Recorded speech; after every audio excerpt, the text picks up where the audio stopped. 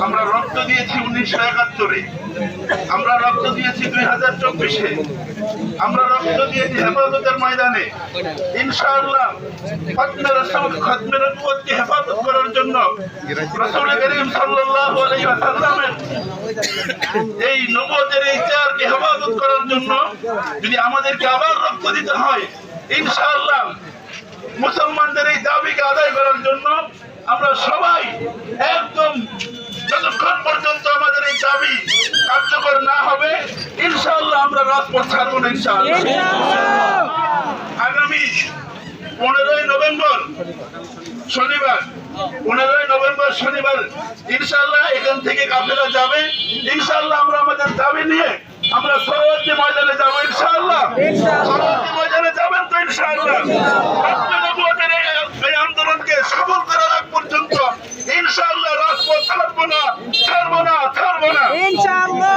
আমাদের আমল করার তৌফিক দেন। আমিন। ইস্ট ইন্ডিয়া কোম্পানি যখন আমাদের ভারত উপমহাদেশে যখন আসে, ওলামায়ে কেরাম সতর্ক করেছিলেন তারা আমাদের রাষ্ট্রের জন্য অনেক বড় হুমকি।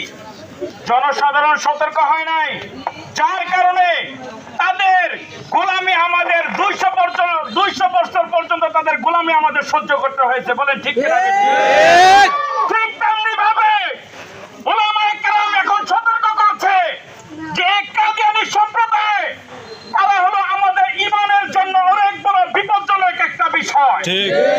তাদের ব্যাপারে যদি আমরা সতর্ক না হই, জনসাধারণ যদি সতর্ক না হয়, কি বলেন ঠিক কিনা? আমরা আমাদের কলিজার টুকরা জীবনের চেয়ে যাকে বেশি মহব্বত করি, মুহাম্মদ আরবি সাল্লাল্লাহু আলাইহি ওয়াসাল্লামের ইজ্জত দিয়ে সিরিমিরি খেলা হবে, রাসূলের খতমে নবুয়ত দিয়ে সিরিমিরি খেলা হবে, আর আমরা এইভাবে ঘরে বসে থাকবো, এটা বরদাস্ত করা যায় না। সুতরাং রাসূল সাল্লাল্লাহু আলাইহি ওয়াসাল্লামের খতমে নবুয়তের ইজ্জত রক্ষা করার জন্য জীবন দিতে হলে জীবন দিয়ে, রক্ত দিতে হলে রক্ত দিয়ে এই বাংলার জমিনে রাসূলের ইজ্জত রক্ষা করার জন্য আমরা সকলে প্রস্তুত থাকবো তো ইনশাআল্লাহ।